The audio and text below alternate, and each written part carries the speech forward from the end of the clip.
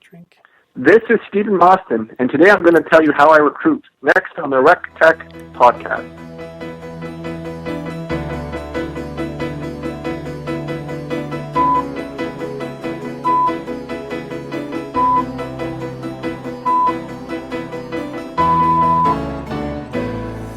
All right, welcome to Rec Tech, the recruiting technology show. I'm your host, Chris Russell. I'm a consultant who helps job boards, HR tech vendors, and employers with strategy and marketing when it comes to recruiting technology.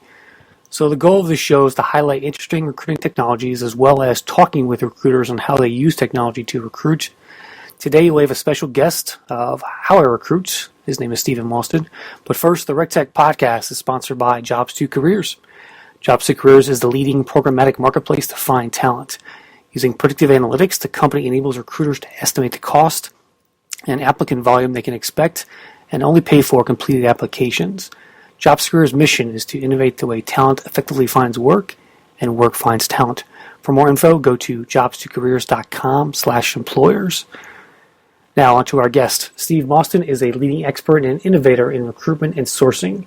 A speaker and best-selling author, he has written for ERA Media, SourceCon, Recruiting Headlines, Lean Human Capital, Healthcare Source, HR.com, and Talent Acquisition Essentials. With more than 16 years of experience recruiting and sourcing for some of North America's largest companies, Steve has built successful recruiting and sourcing models in corporate, RPO, and agency. Steve currently works for Adventist Health Systems, where he manages a high-performance team of 20 sourcing specialists. He's just authored a new book called Recruiting 101, The Fundamentals of Being a Great Recruiter, out now as an ebook or hard copy available on Amazon. Steve, welcome to the show. Thank you so much, Chris. I really appreciate having me here today. Yeah, congrats on the book. I guess tell us first, describe your current role at Adventist Health. What's it like sourcing for healthcare these days?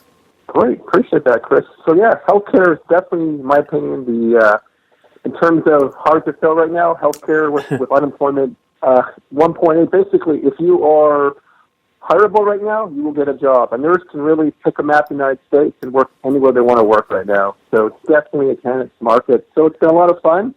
I built the first successful enterprise healthcare sourcing department anywhere in North America. So we're really proud of that accomplishment. We have a large facility. We have about 46 different hospitals, so very large. We're really focused in the Central Florida market, the most competitive market. I think of all those elderly people retiring down in Florida, so that making the case definitely makes it a lot of fun recruiting for healthcare for people in Florida. Okay, so you built this big sourcing team. Was that an effort to basically, reduce your spend in other areas and kind of take everything in-house and build up the staff that way? Absolutely. So twofold, reducing both agencies and what we have in the healthcare business travelers, which are contract healthcare professionals. So first year, we saved the organization $4 million. This year, we're on pace to be just over $10 million in agency and traveler expenses. So definitely making some headways there. And yeah, that's the thing of sourcing. A good sourcing team will do that. We'll save costs both on the agency and contract side. Yeah. What when you are hiring these sources, what were you looking for, and how long did it take you to build this team? That's a good question, Chris. Yeah, so over about just under 2 years, we built this out. So started really looking for individuals, in my opinion, who really have that hunter mentality, definitely have that search background, strong researchers can really find those needle in a haystack individuals, and also not just find them, but also engage talent. I think that's a lost art today, is that engagement of candidates. So that's really what I was looking for. And I have now built my team up to 3 team leads, 20 individuals. They're really high performance. They're averaging over 5.2 hires per month, which in my opinion, the sourcing world is quite an accomplishment. Wow, okay. And it runs the gamut of positions from nurse to doctor to... Yeah, so everything but doctor. We're not on that side. That's a different world itself in healthcare, but literally AVP of nursing, nurse directors, allied professionals, other executives within the organization, but literally everything outside of doctors we work on. Okay. Well, out of all those, what's the hardest one to fill?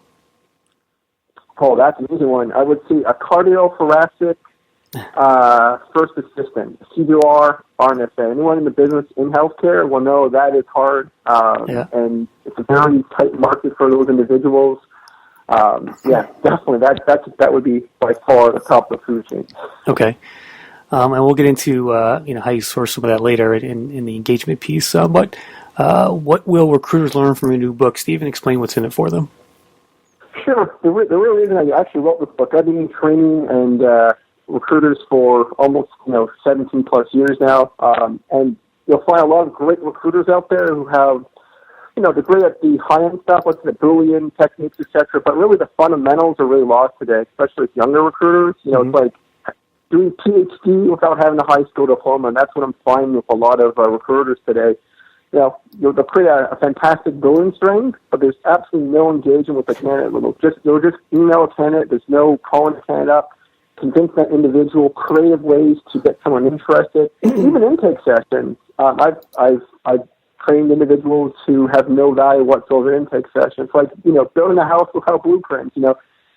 To all of us in the recruitment business, an intake is the most fundamental thing, right? Yeah. You think, right? You'd be so surprised, especially with younger recruiters, how they value fundamentals. So really, those building blocks, that to me is what this book is all about, those building blocks, really covering 15 main areas. Of course, I will cover sourcing and Boolean, etc. But in terms of intake sessions, relationship management, customer experience, all these real big fundamentals that are lost today, I wanted to cover in this book. Okay. So you're a big sourcing guy and kind of known for some of your sourcing innovations. Tell us about some of those. I mean, what's working for you these days? Sure. By far, my biggest thing within the sourcing world was my creation, ROT speed sourcing, so return on time speed sourcing. Really, the difference, in my opinion, between an average recruiter and an advanced expert is twofold. One is the speed, and one is the accuracy. So really, speed is my big thing. Really, as you can tell, I talk a little faster than the average person. Is really, literally. Take us through this slowly because it's important. Literally, on day one, when you have a search, you're going to compete against, automatically, externally, probably 3 to 5 different organizations, most hard to fill roles, correct? You're going to usually have, there's always usually a competitor in most spaces. Mm-hmm. So remember, what's going to be the difference between you and your competitor? That's really that speed and accuracy. So my speed technique, which is heavily covered in my book, will give at least 10 plus ways to increase your speed, right? In terms of, how do you calculate your speed? That's a big factor. The ways to really, get to your candidates faster than the competitor. Well, that to me is a big thing. Of course, I will go in about, building techniques, how to use major job boards, social media, LinkedIn, Indeed, etc. But what the difference is? Definitely my speed technique, which is heavily covered in this book. All right. So, give us a couple examples of that. What do you mean by speed? So in terms of speed, how do you use tools? What order of how you search? Is it what should you go to tool first? Depending on what you do, if someone, the first thing they're going to do is do a complex Boolean string when they have already, yesterday spoken to a candidate. What would you rather do? Is have a candidate you already have, or reinvent the wheel? So order of how you do work. How you actually look information up. Research is a huge component of sourcing. So, really speeding up the way you're able to read information, that's a huge thing, right? And that especially your younger recruiters, they may take longer to look at information. So it really gives you how to queue up and really speed up the way you do things and look up information. Okay. Now, talk about some of the tools that are part of your data recruiting with your staff there. I mean, what are some of your favorites? Okay, number one is definitely old school phone. I think without a phone, recruiter is nothing. But in terms of actual real tangible tools, so Indeed to me is a huge thing. I love Boolean artists. Are poo-poo sometimes. Mainstream tools, but Indeed to me, the speed of what you can do with Indeed, is just incredible. Right, be able to contact people. We have Smashfly as our CRM. It's an incredible tool. Once again, it's just the way to really contact people, especially doing those drip campaigns, be able to send messages. What does Smashfly let you do, Steven? What's that part? What does Smashfly let you do? Give us some of the features of that. Sure. It's a fairly new CRM. It's getting a lot of market share. To me, it's the best version of what's out there right now. It's completely compatible with Taleo. So you can have CRM, Smashfly on the front end, connected to your Twilio on the back end. So as a sourcer, you can put information in, and then on the back end, get information back. So someone gets hired, interviewed on the back end, you can tell where your candidate is going, which is fantastic. I think that was the biggest problem, in my opinion, in terms of CRMs. Mm-hmm. Is sometimes, using two different systems. This way you can incorporate all in one system. What other tools? Any Chrome extensions? Any other, what search engines do you use? Do you subscribe to things like Intello, things like that? So in terms of search engines, that's definitely part of our game plan here. We use a lot of other things too. We do some Boolean makers as well. In terms of research, we're using both new and old school techniques for research as well. From a sourcing perspective, Steve, where do you find most of your candidates? Do you have a kind of a top 5 list of those? You mentioned Indeed before. I assume that's one. What else is proving to be valuable to you in terms of sources? So ZipRecruiter, believe it or not, we have a lot of ZipRecruiter, we have a lot of good response to that. Indeed, ZipRecruiter, a lot of research, our own research, finding nurses on the internet and then mapping them up to the facility they work at. That's been proven to be very successful. We're getting some ROI from CareerBuilder still. LinkedIn, we get mostly on the manager and director side. Mm-hmm. Any niche job boards like in the healthcare space that you use, or?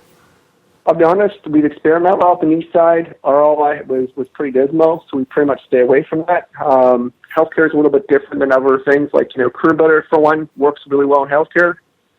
So things that, different from different industries, etc. Healthcare is very different. We do a lot of just old school research, mapping, nurses from facilities and then cold calling them in.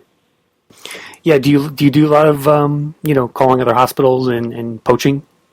According to our current rules of engagement, we can't do that, so we got to go around a different way of doing that. So we do the research, find that person, then pull their information from other public domain sites, right? So research individuals and go to LinkedIn, go to different our CRM and other job boards and pull that from a little bit more, tedious on the back end, but the same results.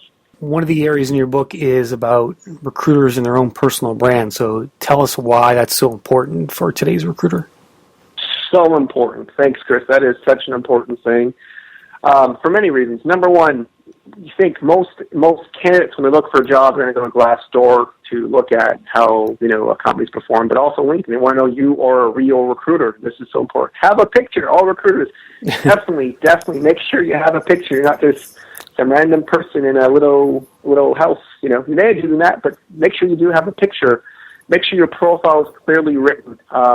You make sure that your company is written, your title is written. Don't call yourself a consultant. Call yourself a recruiter consultant, so they know that you're actually a recruiter. Mm-hmm. I would even go your personal brand, include your tagline on your emails. Make sure that's clearly written. What does yours say? People know.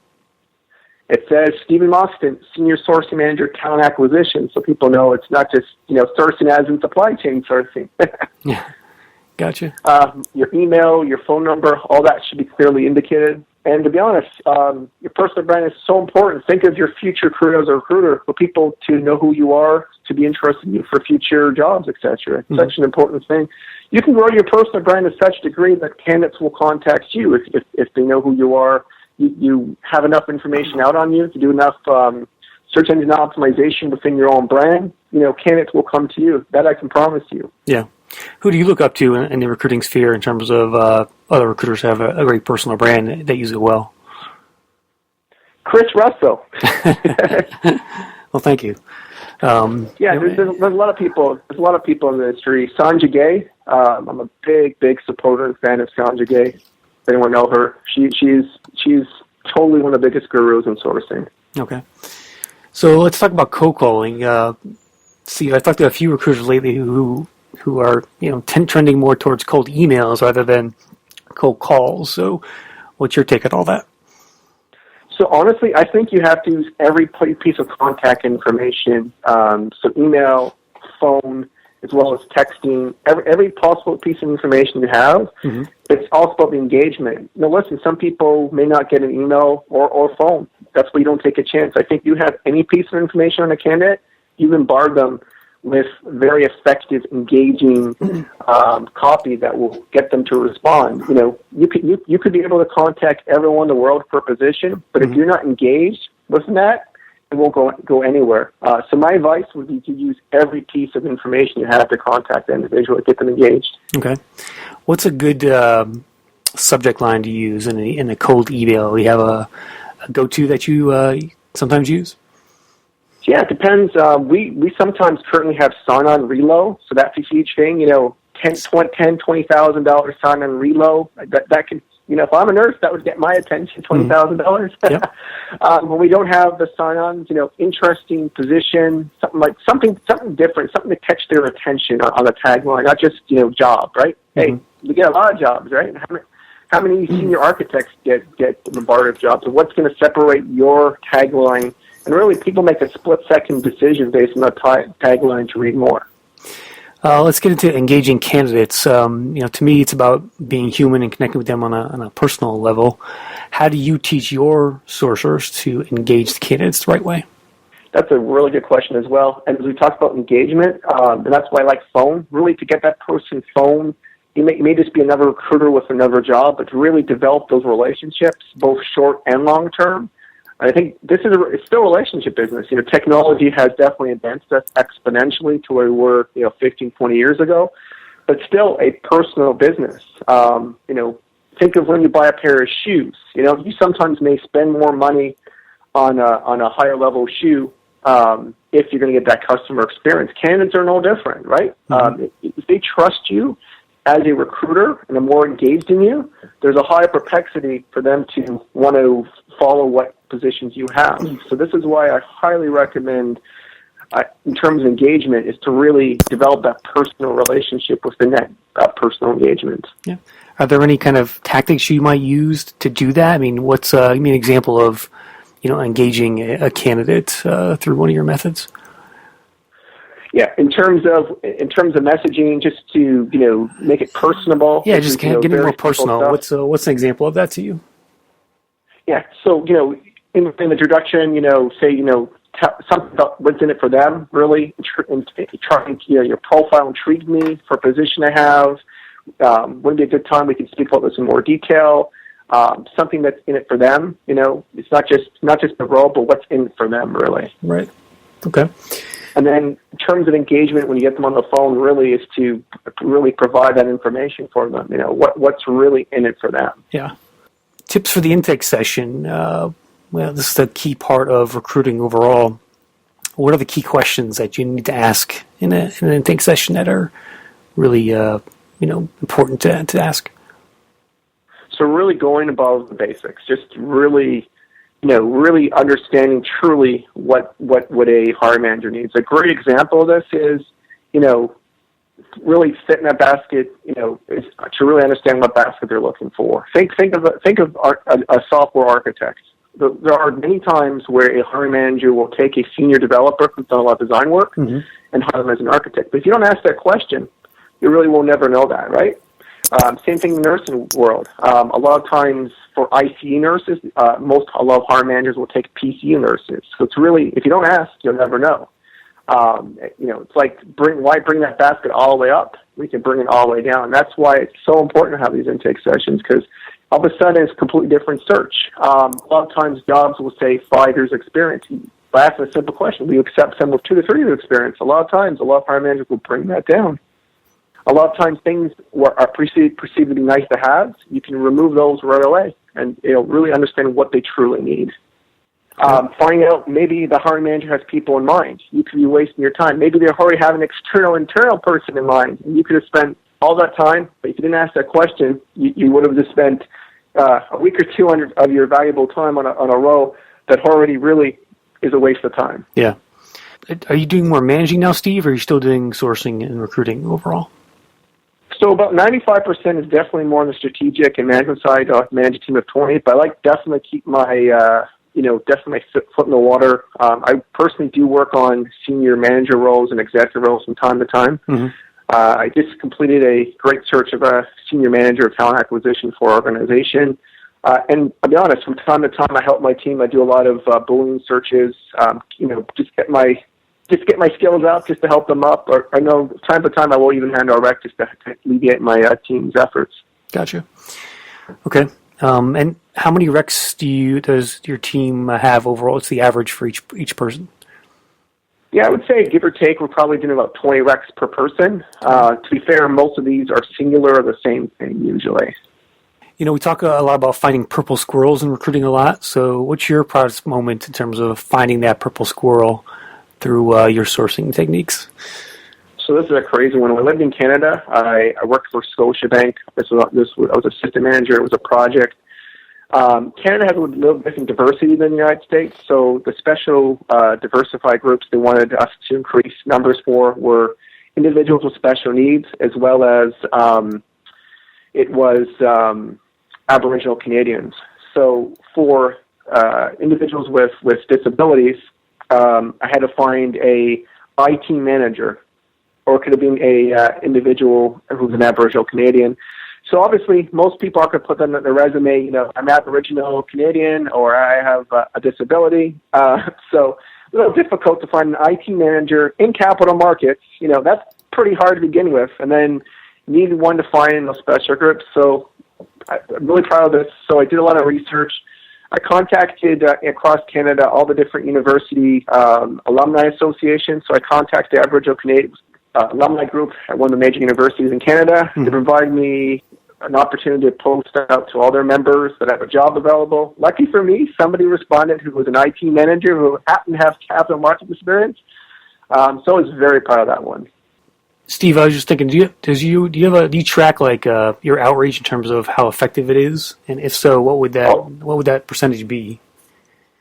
In terms of like just candidates actually responding to you through a phone or email. So I would say, as a team, we're probably about 25% right now. So I'm really happy with that engagement score. Gotcha. Final question. We're talking with Steve Mostyn. The new book is called Recruiting 101. Steve, as we end the show here, what's your advice for new recruiters? If I'm a college kid coming out of school today and I want to be a recruiter, what do you tell them? Other than buy my book, would be to definitely develop the fundamentals. You know, it's great to learn advanced techniques, but really develop an elementary education. Get a good trainer. One program I do recommend is Dave Cesari's Lean Human Capital Recruiter Academy. That's a really good fundamental course. What was that again? Lean Human Capital's Recruiter Academy. Okay. Definitely highly recommend that program for fundamentals of recruiting. Get a good mentor, trainer, reach out to people. Definitely listen to podcasts. Read some of the bigger recruitment sites, out there. Well, Steve, thanks for joining me. Tell us again how to get the book and how to connect with you. Sure, I appreciate that. So the title of the book is Recruiting 101, The Fundamentals of Being a Great Recruiter. It is available on Amazon, and it was a bestseller in 3 categories this week, so I was really proud of that. And feel free to get hold of me by email, stevenv.mostyn@yahoo.com. All right, and that's going to do it for this edition of the RecTech Podcast. Follow me on Twitter at Chris Russell, or visit rectechmedia.com, where you can find the audio links for this show on our blog.